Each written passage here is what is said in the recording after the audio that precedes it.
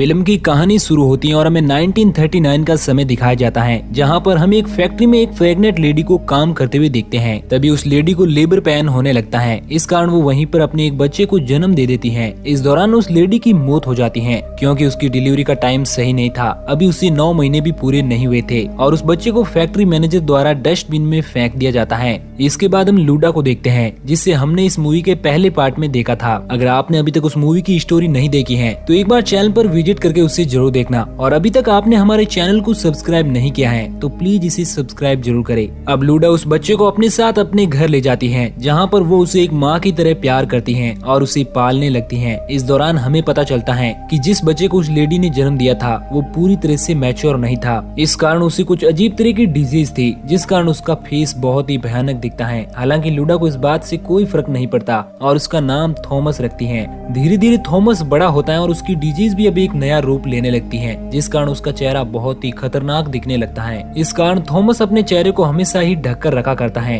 इसके बाद हमें कहानी 30 साल बाद दिखाई जाती है, जहाँ पर हम थॉमस को देखते हैं जो उसी फैक्ट्री में काम किया करता है जहाँ पर उसकी मॉम काम किया करती थी। इस दौरान हमें पता चलता है कि टेक्सास शहर में किसी तरह की कोई बीमारी फैली है। इस कारण गवर्नमेंट सभी लोगों को शहर से बाहर जाने के लिए कह रही है, लेकिन हम थॉमस को देख पाते हैं जो अभी भी उस फैक्ट्री में काम कर रहा है। तभी वहाँ पर वही मैनेजर आता है जिसने थॉमस को पैदा होते ही डस्टबिन में फेंक दिया था। वो मैनेजर वहाँ पर आकर थॉमस को बताता है कि उसे और उसकी फैमिली को यहाँ से चले जाना चाहिए और वो थॉमस को बहुत भला बुरा कहता है ताकि थॉमस और उसकी फैमिली भी शहर को छोड़कर यहाँ से चले जाइए। मैनेजर की बात मानकर थॉमस वहाँ से चला जाता है, लेकिन थोड़ी देर बाद वो एक बार फिर से आता है और उसे भला बुरा कहने लगता है। इस पर थॉमस को भी बहुत ज्यादा गुस्सा आता है और वो एक हथौड़े से मैनेजर के सर पर वार करता है, जिससे घायल होकर मैनेजर पुलिस को कॉल लगाने की कोशिश करता है। लेकिन इससे पहले कि मैनेजर पुलिस वालों को अपनी सारी बातें बताए, थॉमस एक हथौड़े से मैनेजर का सर खोल देता है, जिससे मैनेजर की वहीं पर मौत हो जाती है। इसके बाद हम हयोट नाम के एक पुलिस ऑफिसर को देखते हैं जो मैनेजर की मौत के कारण थॉमस को ढूंढ रहा होता है, जो दरअसल थॉमस के ही एक फैमिली मेंबर चार्ली के साथ थॉमस को ढूंढने के लिए निकला है। जहाँ पर हाईवे पर उन लोगों को थॉमस नजर आ जाता है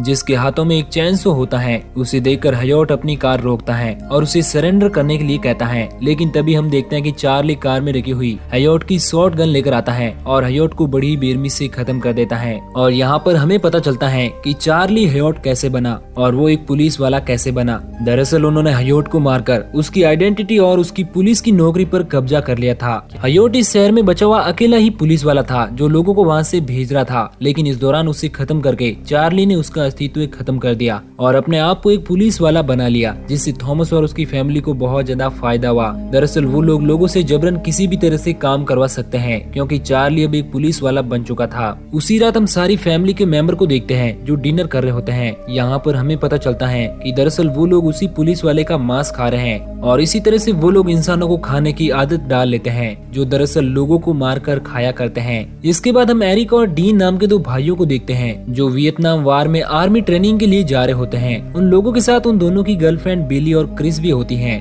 लेकिन डीन आर्मी में नहीं जाना चाहता, लेकिन ना चाहते हुए भी वो उसके भाई एरिक के कहने के कारण ही वो उसके साथ जा रहा होता है। थोड़ी दूरी पर वो लोग लूडा के ही गैस स्टेशन पर जाते हैं, जहाँ पर हम 2 बाइकर्स को देख पाते हैं जो उन लोगों को बहुत ही अजीब तरह से घूर रहे होते हैं। इसके बाद एरिक और डीन अपनी गर्लफ्रेंड के साथ वहाँ से आगे बढ़ जाते हैं। कार में ही डीन अपना एडमिट कार्ड जलाने लगता है, जिससे गुस्सा होकर एरिक उसे डांटता है और उन दोनों की कार में ही हाथापाई होने लगती है। इस दौरान हम उन्हीं दोनों बाइकर्स में से एक लेडी बाइकर्स को देखते हैं जो उनकी कार का पीछा कर रही होती है, जिसके हाथों में एक बंदूक थी और वो उन लोगों को कार रोकने के लिए कह रही थी। लेकिन एरिक ऐसा नहीं करता है, वो अपनी कार को बड़ी ही तेजी से आगे बढ़ाता है और अपने पास रखी हुई गन को उस लेडी के ऊपर यूज करने की सोचता है। लेकिन तभी हाईवे पर उन लोगों की कार के सामने एक गाय आ जाती है, जिससे उनका बहुत बड़ा एक्सीडेंट हो जाता है। इस दौरान क्रिस कार से उछलकर वहीं झाड़ियों में गिर जाती है। तभी वो लेडी बाइकर उन लोगों को अपनी गन से शूट करने की कोशिश करती हैं, लेकिन तभी वहाँ पर हयोट आ जाता है जो एक पुलिस वाला बन चुका था। उसे आता हुआ देखकर वो लेडी बाइकर अपनी गन छिपा लेती है। उसे लगता है कि हयोट सचमुच ही एक पुलिस वाला है, लेकिन जैसे ही वो वहाँ आता है और कार से उतरकर वो उस लेडी बाइकर को अपनी गन से बुरी तरह से खत्म कर देता है। ये देखकर सभी लोग डर जाते हैं। हयोट को वहीं पर डीन का एडमिट कार्ड जलता हुआ मिलता है और वो उनसे पूछता है कि डीन कौन है, लेकिन एरिक अपने भाई को बचाना चाहता था, इस कारण वो कहता है कि वो डीन है। इसके बाद हयोट उस लड़की की डेड बॉडी अपनी कार में रखवाता है और उन सभी लोगों को लेकर वहाँ से चला जाता है। रास्ते में हयोट मोंटी को कॉल लगाकर उसे एक्सीडेंट हुई कार के बारे में बताता है। इसके बाद हम क्रिस को देखते हैं जो किसी तरह उस कार को स्टार्ट करने की कोशिश करती है, लेकिन तभी वहाँ पर मोंटी आ जाता है जो अपने साथ एक ट्रक लाया था। उसे देखकर क्रिस कार में ही छुप जाती है और कार में से एरिक की गन ढूंढने लगती है, लेकिन इससे पहले कि वो उस गन को उठा पाती, मोंटी उस गन को उठा लेता है और उस कार को अपने ट्रक के साथ टो करके वहाँ से ले जाता है। दूसरी तरफ हम हयोट को देखते हैं जो सभी लोगों को लेकर अपने घर पहुँच चुका है, जहाँ पर डीन और बेली को पता चलता है कि वो कोई पुलिस वाला नहीं बल्कि एक खूंखार आदमी है जो उस लेडी बाइकर की डेड बॉडी लेकर वहाँ से चला जाता है। इसके बाद हयोट एरिक और डीन को घर के बाहर ही बांध देता है और बेली को लेकर अंदर चला जाता है। दूसरी तरफ हम थॉमस को देखते हैं जो बड़ी ही बेरहमी से उस लेडी बाइकर की बॉडी को काट रहा होता है। उधर हमें मोंटी को दिखाया जाता है जो एरिक और उसके दोस्तों की कार को लेकर वहाँ पर आ चुका है, जिसके अंदर मौजूद क्रिस किसी तरह से वहाँ से भागकर मदद लाने के लिए शहर की ओर चली जाती है। इसके बाद हम हयोट को देखते हैं जो डीन और एरिक को टॉर्चर करने के लिए तैयार होता है, जो एरिक के चेहरे पर बैठकर उसकी सांस रोक के उसे मारने लगता है। दरअसल वो एरिक को इस कारण मारना चाहता था कि वो आर्मी में जा रहा था, लेकिन डीन उसे बताता है कि उसका नाम डीन है ताकि वो उसके भाई एरिक को छोड़ दे। ये सुनकर हयोट एरिक को छोड़ देता है और वो डीन को मारने के लिए तैयार था, लेकिन वो उसे एक मौका देता है। वो कहता है कि उसे 10 पुशअप मारने होंगे तो वो उसे छोड़ देगा। उसकी बात मानकर डीन पुशअप करने लगता है, लेकिन हयोट उसे अपने पास रखे हुए डंडे से मारने लगता है, मगर डीन किसी तरह मार खाते हुए भी पुशअप को कंप्लीट कर लेता है, मगर मार खाने के कारण डीन वहीं पर बेहोश हो जाता है। दूसरी तरफ हमें क्रिस को दिखाया जाता है जो मदद लाने के लिए हाईवे की तरफ भाग रही थी। तभी उसे उसी लेडी बाइकर का साथी नजर आता है, जिससे वो सारी बातें बताती है कि किस तरह से हयोट ने उसकी साथी बाइकर को खत्म कर दिया। वो बाइकर क्रिस के साथ अब हयोट के घर की तरफ आगे बढ़ने लगता है ताकि वो अपने साथी बाइकर की मौत का बदला ले सके और क्रिस के साथियों को बचा सके। इधर हम हयोट के घर पर एरिक को देखते हैं जो किसी तरह अपने आप को आजाद करके डीन को वहाँ से उठाकर कहीं पर छिपा देता है और बेली को बचाने के लिए घर के अंदर पहुँचता है, जहाँ पर उसे बेली बंधी हुई नजर आती है। वो उसे किसी तरह वहाँ से आजाद करके जाने लगता है, लेकिन तभी वहाँ पर हयोट आ जाता है। उसे रोकने के लिए बेली और एरिक दरवाजे को ब्लॉक कर देते हैं। इस दौरान एरिक बेली को उस टो ट्रक की चाबी देती है जिसे वो स्टार्ट करने के लिए कहता है और वो किसी तरह हयोट को रोकने की कोशिश करेगा। इस दौरान हयोट थॉमस को आवाज लगाता है।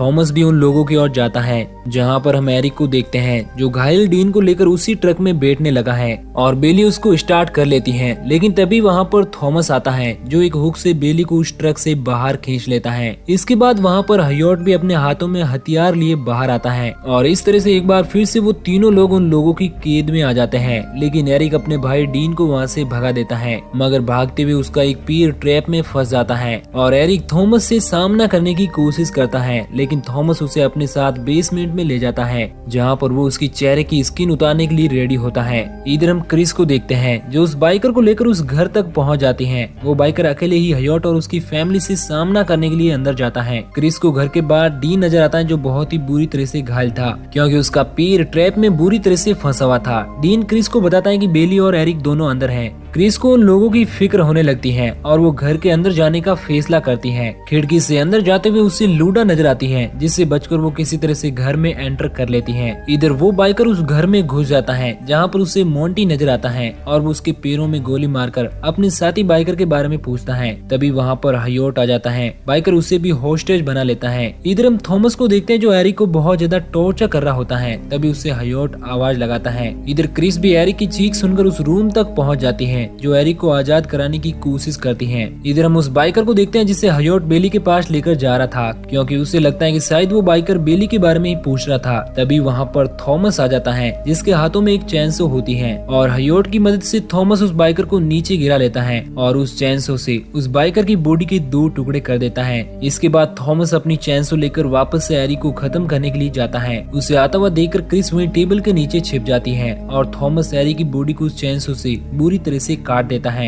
इसके बाद वो एक चाकू की मदद से एरिक के चेहरे की स्किन को निकालकर अपने चेहरे पर लगाता है और हमें पता चलता है कि आखिर थॉमस लीदर फेस कैसे बना और यही उसका स्टार्टिंग पॉइंट था, जहाँ पर उसने किसी दूसरे के चेहरे की स्किन को अपने चेहरे पर लगाया था ताकि वो इतना भयानक ना दिखे। ये देखकर क्रिस बुरी तरह से डर जाती है। इस दौरान एक बार फिर से हयोट थॉमस को आवाज देकर बुलाता है। लेदरफेस के वहाँ से जाने के बाद क्रिस अपनी जान बचाने के लिए वहाँ से भागने लगती है, लेकिन तभी भागते हुए उसे बेली की आवाज सुनाई देती है जो उसे मदद के लिए बुला रही थी। इधर हम लेदरफेस को देखते हैं। हयोट उससे कहता है कि मोंटी की सर्जरी करनी होगी क्योंकि उस बाइकर ने मोंटी के पैर पर गोली मार दी है जिससे वो घायल हो चुका है। लेदर अपने पास रखी हुई चैनसो से मोंटी का पैर काट देता है। ये देखकर हयोट बुरी तरह से गुस्सा हो जाता है और वो उससे कहता है कि वो मोंटी के दोनों पैर बराबर करे और देखते ही देखते लेदरफेस चैनसो से मोंटी का दूसरा पैर भी काट देता है। यहाँ पर हमें पता चलता है कि आखिर मोंटी व्हील चेयर पर क्यों था। इधर क्रिस बेली को बचाने के लिए उसके पास पहुँच जाती है, लेकिन तभी वहाँ पर हयोट भी पहुँच जाता है जो उसे पकड़ लेता है और वो उसे अपने साथ ले जाता है, जहाँ पर हम सारी फैमिली को देख पाते हैं जो डिनर कर रही होती है। यहाँ पर हम बेली, डीन और क्रिस को देख पाते हैं जिसे उन लोगों ने बांध कर रखा हुआ था। तभी वहाँ पर लेदरफेस आता है और वो बड़ी ही बेरहमी से बेली का गला काट देता है जिससे उसकी वहीं पर मौत हो जाती है। इसके बाद वो क्रिस को लेकर उसी बेसमेंट में जाता है, लेकिन इस दौरान एक स्क्रू ड्राइवर की मदद से क्रिस लेदरफेस पर अटैक कर देती है जिससे वो घायल हो जाता है और मौका देकर क्रिस घर की खिड़की तोड़कर वहाँ से भाग जाती है। अब डीन को भी होश आ जाता है जो कि एक हथौड़ी से हयोट पर हमला कर देता है, उसके सारे दांत तोड़ देता है। इधर क्रिस भागते हुए उसी फैक्ट्री की तरफ जाती है जहाँ पर लेदरफेस और उसकी मॉम काम किया करती थी। क्रिस अपने हाथ में एक चाकू लेकर उसी फैक्ट्री में रखे एक ड्रम में छिप जाती है। लेदरफेस भी वहाँ पर पहुँच जाता है जो क्रिस को ढूंढने लगता है और ढूंढते हुए वो उसी ड्रम के पास पहुँचता है। क्रिस अपने पास रखे हुए चाकू से लेदरफेस के चेहरे पर अटैक कर देती है, लेकिन उससे इससे कोई फर्क नहीं पड़ता क्योंकि उसने तो एरिक की स्किन पहनी हुई थी। इसके बाद वो क्रिस को जमीन पर लेटाकर अपनी चैनसो स्टार्ट करता है, लेकिन तभी वहाँ पर डीन आ जाता है जो लेदरफेस से लड़ने लगता है। लेकिन लेदरफेस बहुत ही ज्यादा ताकतवर था जो उसे भी उसी चैनसो से खत्म कर देता है। ये सब देखकर क्रिस बुरी तरह से डर जाती है और वहाँ से भागने के लिए बाहर आती है, इसलिए वो अंडरग्राउंड होल से बाहर निकलकर उस कार तक पहुँचती है और उस कार को स्टार्ट करके वहाँ से भागने लगती है। और कुछ दूरी पर ही आने पर उसे कुछ पुलिस वाले नजर आते हैं जो उसी हाईवे पर मौजूद थे, जिन्हें देखकर वो चैन की सांस लेती है। लेकिन तभी हम देखते हैं कि उसकी कार की बैक साइड पर लेदरफेस होता है जो अपने पास रखी हुई चैनसो से क्रिस को भी खत्म कर देता है और इस तरह से लेदरफेस सभी दोस्तों को मार देता है। अब वो कार अनकंट्रोल होकर उन पुलिस वालों से जाकर टकरा जाती है जिससे वो सभी पुलिस वाले भी मारे जाते हैं। और हम फिल्म के लास्ट सीन में लेदरफेस को देखते हैं जो उसी हाईवे पर अपनी चैनसो लेकर अपने घर की तरफ आगे बढ़ रहा होता है और बिना किसी सर्वाइवर के साथ ये मूवी यहीं पर एंड हो जाती है। तो दोस्तों आपको ये कहानी कैसी लगी नीचे कमेंट करके जरूर बताना, और अभी तक आपने हमारे चैनल को सब्सक्राइब नहीं किया है तो प्लीज इसे सब्सक्राइब कर लो क्योंकि हम आपके लिए ऐसी ही मूवीज लाने वाले हैं।